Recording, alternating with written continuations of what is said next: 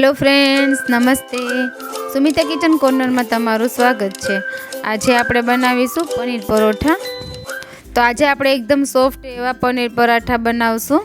આ પરાઠા ખાવામાં ખૂબ જ ટેસ્ટી બને છે અને તે બાળકોને ખૂબ જ પસંદ આવે છે અને આ પરાઠા તમે બાળકોને લંચ બોક્સમાં પણ આપી શકો છો।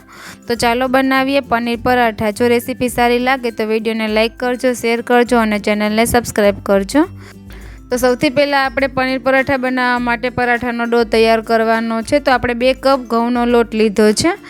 તેમાં આપણે સ્વાદ પ્રમાણે મીઠું એડ કરશું, 2 થી 3 ચમચી મોણ એડ કરશું। થોડું થોડું પાણી એડ કરીને આપણે રોટલીથી થોડો કઠણ એવો લોટ બાંધી લેવાનો છે।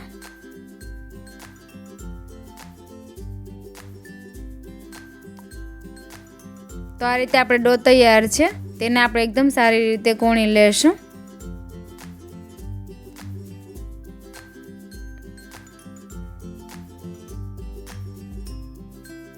તો આપણે પરાઠાના લોટને એકદમ સારી રીતે મસળીને કૂણવી લીધો છે। હવે આ લોટને આપણે ઢાંકીને 10 થી 15 મિનિટ સાઈડમાં રાખી દેશું।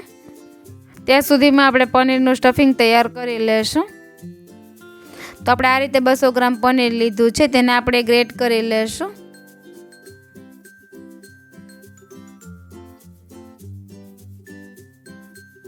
તો અત્યારે આપણે સિમ્પલ પનીરના જ પરાઠા બનાવવાના છે। તેમાં આપણે એક પણ વેજીટેબલ એડ નથી કરતા। જો બાળકોને વેજીટેબલ પસંદ ન હોય તો તમે આ રીતે પનીરના પરાઠા બનાવીને તેમને લંચ બોક્સમાં આપી શકો છો। તો પનીરમાં પ્રોટીન ભરપૂર હોય છે અને આ પરાઠા આપણે ઘઉંના લોટમાં બનાવવાના છે, તો વધારે હેલ્ધી પણ બને છે। તો પનીરમાં પોતાનો કોઈ પણ ટેસ્ટ હોતો નથી। તો આ પરાઠાને એકદમ ટેસ્ટી બનાવવા માટે તેમાં થોડા આપણે મસાલા એડ કરશું। તો આદુ મરચાં અને લસણની પેસ્ટ 1 થી 1.5 ચમચી એડ કરશું। 1 ચમચી ચાટ મસાલો એડ કરશું। 1/4 ટીસ્પૂન ઓરિગેનો એડ કરશું। 1/4 ટીસ્પૂન ચીલી ફ્લેક્સ એડ કરશું। 1/4 ટીસ્પૂન ગરમ મસાલો એડ કરશું। 1/4 ટીસ્પૂન લાલ મરચાંનો પાવડર એડ કરશું। સ્વાદ પ્રમાણે મીઠું એડ કરશું। તો આપણે ચાટ મસાલો પણ એડ કર્યો છે, તો મીઠું ધ્યાનથી એડ કરવાનું છે। 1/4 ટીસ્પૂન ધાણા જીરું પાવડર એડ કરશું। હવે બધા મસાલાને આપણે પનીરમાં એકદમ સારી રીતે મિક્સ કરી લેશું।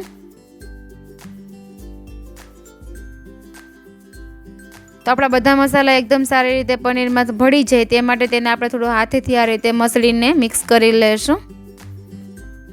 તો આપણું પનીરનું સ્ટફિંગ તૈયાર છે। હવે આપણે પરાઠાનો લોટ જોઈ લેશું। તો આપણો લોટમાં એકદમ સરસ કોણ આવી ગયો છે અને લોટ એકદમ સરસ સોફ્ટ થઈ ગયો છે। હવે તેમાંથી આપણે લુવા તૈયાર કરી લેશું। તો આપણે આ રીતે રોટલીથી થોડા મોટા એવા લુવા તૈયાર કરવાના છે।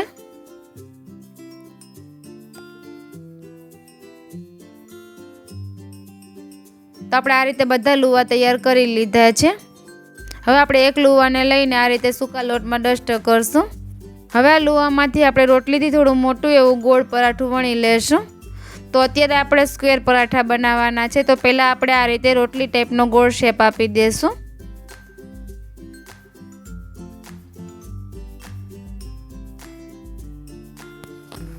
તો આપણે આ રીતે થોડું પાતળું એવું પરાઠું વણી લીધું છે। હવે તેમાં આપણે 2 થી 3 ચમચી સ્ટફિંગ એડ કરશું। તો આપણે આ રીતે વચ્ચે સ્ટફિંગ રાખીને થોડો આ રીતે સ્ક્વેરનો શેપ આપી દઈશું। ત્યારબાદ આપણે પરાઠાની એક સાઈડથી આ રીતે ફોલ્ડ કરશું, તેની બીજી સાઈડથી પણ ફોલ્ડ કરશું અને તેની બંને આજુબાજુની સાઈડથી પણ આ રીતે ફોલ્ડ કરી દેશું।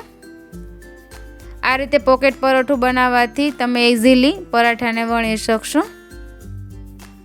તો આપણે અત્યારે સ્ક્વેર શેપનું પરાઠું બનાવવાનું છે। હવે આ પરાઠાને આપણે થોડો સૂકો લોટ ડસ્ટ કરીને એકદમ સારી રીતે વણી લેશું। તો આપણે આ રીતે બધી સાઈડ ફેરવીને હલકા હાથે સ્ક્વેર શેપમાં પરાઠું તૈયાર કરી લેવાનું છે।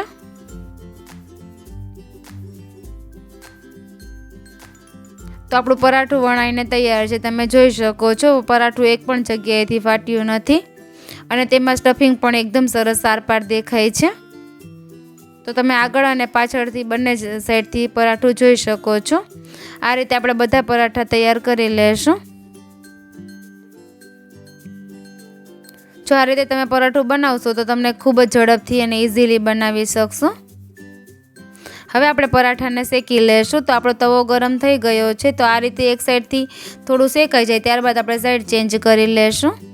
ત્યારબાદ તેની એક સાઈડ આ રીતે આપણે તેલ લગાવશું। તો અત્યારે મેં પરાઠા શેકવા માટે તેલ જ લીધું છે, તમે ઘી કે બટર પણ યુઝ કરી શકો છો। ત્યારબાદ તેની સાઈડ ચેન્જ કરીને તેની બીજી સાઈડ પણ આપણે ઓઇલ લગાવવાનું છે।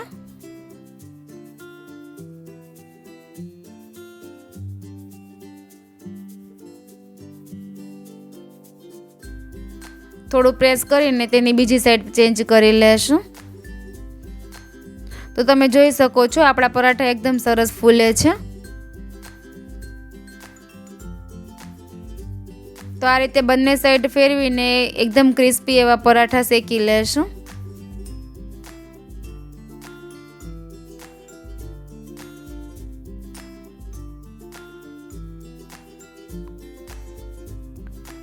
તો આપણું પરાઠું એકદમ સરસ શેકાઈ ગયું છે, તેને આપણે પ્લેટમાં કાઢી લેશું। તો આ રીતે આપણે બધા પરાઠા શેકી લેશું।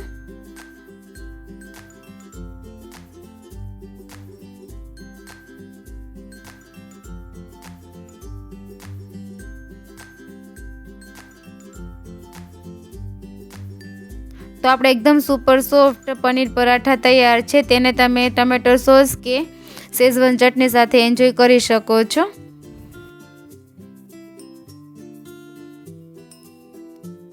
તો હું તમને પરાઠું ખોલીને પણ બતાવું। બધી સાઈડ એકદમ સરસ પનીરનું સ્ટફિંગ સ્પ્રેડ થયું છે, તમે જોઈ શકો છો। તો આપણે એકદમ સુપર સોફ્ટ પનીર પરાઠા તૈયાર છે। તો ફ્રેન્ડ્સ, તમને આ પનીર પરાઠાની રેસીપી પસંદ આવી હોય તો તમે પણ જરૂરથી ટ્રાય કરજો અને તમારા અનુભવ મને કોમેન્ટ બોક્સમાં જરૂરથી શેર કરજો। અને આવી જ નવી રેસીપી માટે મારી ચેનલને લાઇક, શેર અને સબસ્ક્રાઈબ જરૂરથી કરી દેજો અને બાજુમાં બેલ આઇકનને પ્રેસ કરજો જેથી મારા આવતા વિડીયોની નોટિફિકેશન તમને સૌથી પહેલાં મળે। બાય બાય ફ્રેન્ડ્સ, ફરી મળીશું એક નવી રેસીપી સાથે। Thank you for watching.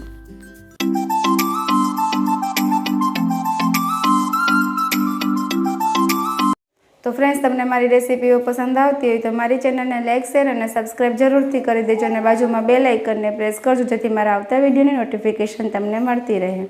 Bye bye friends.